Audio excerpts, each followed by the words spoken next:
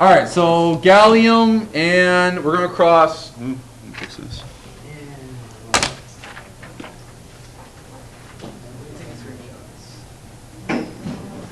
Gallium and Yes, I heard that. nitride.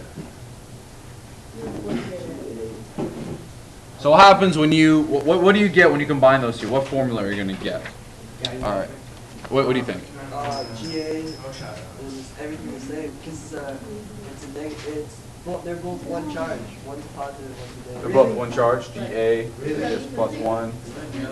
And nitrogen, what charge is nitrogen? Oh, wait, you're doing that? I thought you were doing Nitride. Nitride, what is nitride? I thought you were doing N3 minus. IDE. IDE tells you it's just nitrogen. That's it. It's not ITE. It's not ATE. We've seen IDE endings since we started this. So that's just nitrogen. That's all it is. Yes, Chris. How many questions are you going to give us using like the A and I? A lot. A lot? A lot. Wait, how many questions? A lot.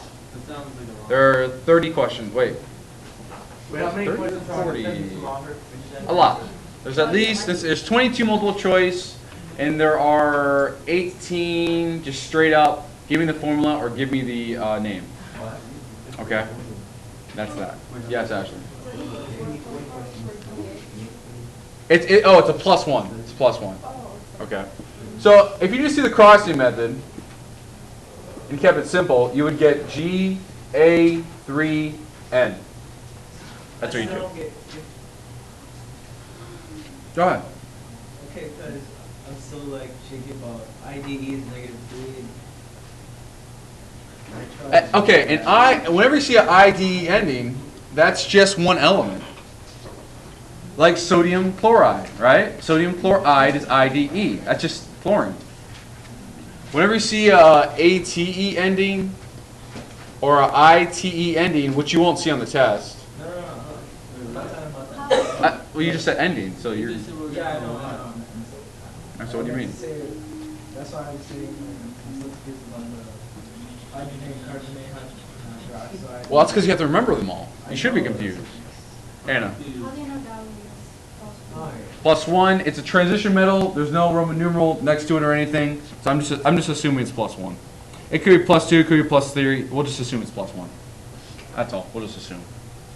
Could have a different charge. So if you put +2, it'll be Okay, yeah. If you were to assume gallium is +2 or 2+, and nitrogen still 3-, then it becomes you cross, then it becomes Ga3 and 2, right?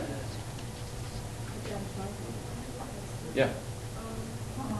I think the reviews is like if you had a magnetic element like phosphate, Mm-hmm. I don't know what you do because even there's two numbers, like you have the 4 and then the -3. Okay. So a lot of people are confused when it comes to polyatomic ions. Okay, so let me do one on the back. On the back, number 17, aluminum phosphate. Let's do aluminum phosphate. It says you gotta get the chemical formula, and then we'll do one the other way around. Hey, you did a video. Right? I'm recording this right now. Okay, And I'm gonna put on it. I'll try to put it on my website too. How are you recording? What number did you say, Mr. I Robert? just use a tool to record it. This is number 17 on the back. Number 17. Again, number 17, aluminum phosphate. All right, so you gotta get the formula. I would get the ions first. So Al could be anything. We don't know. It's a transition metal. Right. All right. Now, one thing is they didn't give us the charge of this transition metal, so We assume it's 1. we could assume it's 1. According to the periodic table, it's technically +3, but on the test, if you get a problem like that, you assume it's 1. All right. So, like I said, like we did yesterday, we're going to assume aluminum is 1. Yes. Whenever you don't get a charge for a transition, you Just assume it's 1. Okay. Now, on that video, she talked about there's 3 exceptions. Aluminum is one of the exceptions. So technically, aluminum is +3. But again, I just want to stick to this basic rule of assume it's 1. All right. If you take AP Chem next year, then you can waste your time memorizing all these other ions. Assume it's 1. So we're just going to assume it's 1. Okay, we're going to assume it's 1. Phosphate, you have to know. -3. Phosphate's one of the tough ones. It's PO4, and like Henry said, it's a -3 charge.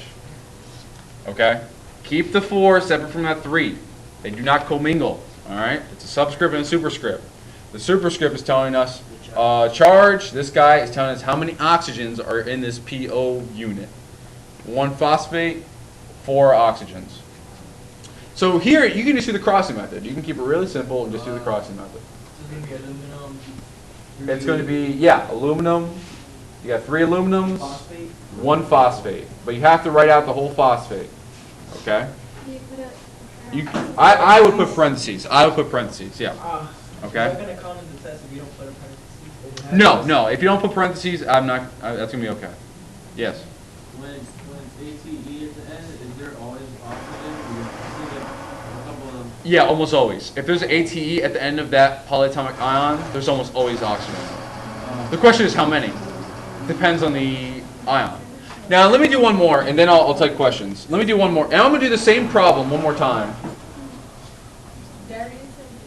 Hold on, I'll get to questions in a moment. I'm going to do the same problem, but this time I'm going to do aluminum has a 3 charge. Just so you guys can see the difference of what you'll do with them, what you'll do with those charges. So again, phosphate is 3-. If you do the crossing method, you'll get the same thing, but you got to change the subscripts. You got to change the numbers down here. So let me just write them out first, and then put them in parentheses. So the 3 comes down here. This 3 goes outside the parentheses. So it's Al3PO43. Oh, that's crazy. Okay? You want to put that charge you're bringing down, you want to put that outside the parentheses. All right, you have to put it outside those parentheses. You have to, yeah. Wait. So why wouldn't it just be ALPO4? You could reduce it into ALPO4. You could do that, yeah, absolutely. Okay, Yeah, you could. But I'm just trying to show what are you doing when you have a polyatomic ion that has a subscript on it. I'm just trying to show how that works. I was gonna ask if so let's say if it has metal. Let's say what?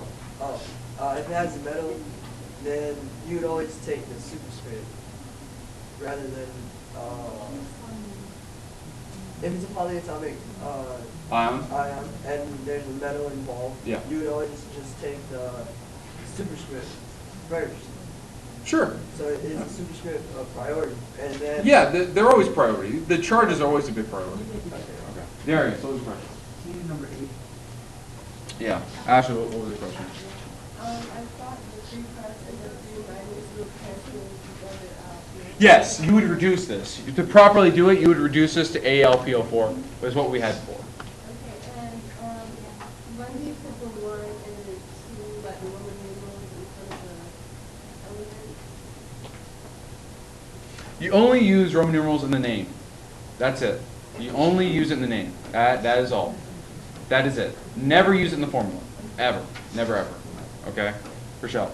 Okay, when you have a name that you have to find the formula for it, and it has Roman numerals, Mm-hmm.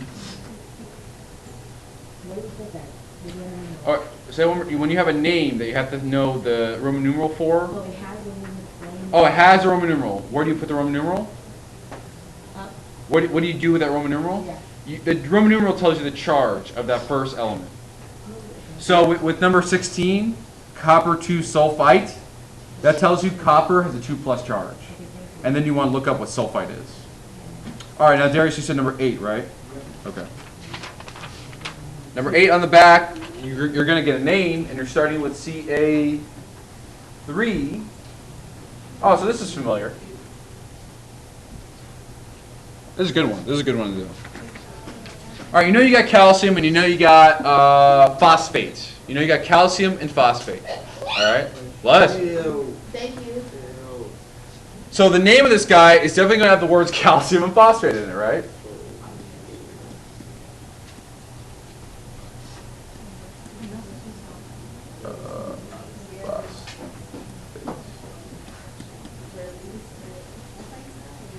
And actually, that's the name of this guy. That's it. That's it? That is it. Calcium phosphate. Calcium is not a transition metal. So you don't need any Roman numerals. Calcium's in group 2. So you don't need to use any Roman numerals. And the reason you don't need any Roman numerals is because if you go look at this name, everyone who's familiar with chemistry knows calcium is +2. Right? Like we all know that at this point. If you know your polyatomic ions, you know phosphate is what charge? -3. So could you figure out the formula from the name? Absolutely. Absolutely. Which is why when you do S-block metals, or group 1, group 2 metals, you don't need Roman numerals. Because if you're familiar enough with chemistry in the periodic table, you can figure out what the formula is based on this name. Okay, that's the whole point. That's why when you go to transition metals, they're a little different. They can be +1, +2, +3, +4. You have to use Roman numerals because even chemists aren't sure what's going on.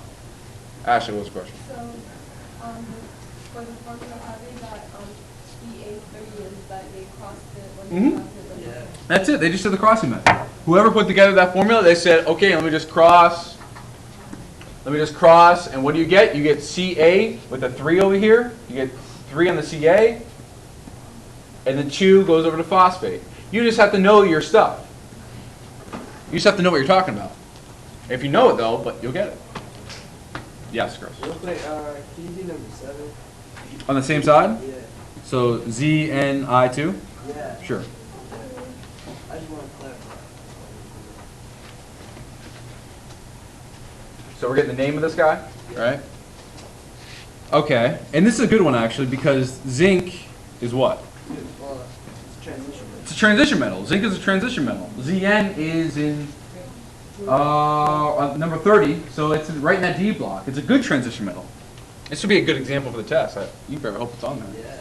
So you know it's zinc, and that's iodine, right? So we know it's going to end in IDE. So the only thing you have to add here is the Roman numerals. That's it. Wouldn't it be 1, zinc 1, because aren't they switching? Because iodine has a -1 charge, and right now it's 2. So that's why. Okay. The easy way to do this. The easiest way to do this is do the reverse of the crossing method. So take this 2 and bring it over to zinc, and you assume zinc has a 1, and bring it up to iodine. So now zinc. This tells you that 2 goes to zinc. Zinc has a 2+ charge, right? The 2, the 2 went to zinc, so now the 1 goes to iodine. Iodine's a non-metal, so it must have a minus charge. It has a -1. Okay. So the whole point of the stock system of these Roman numerals is to tell us the charge. So this 2 is being identified by that Roman numeral. And then the rule where metals don't have the prefix helps that too, right?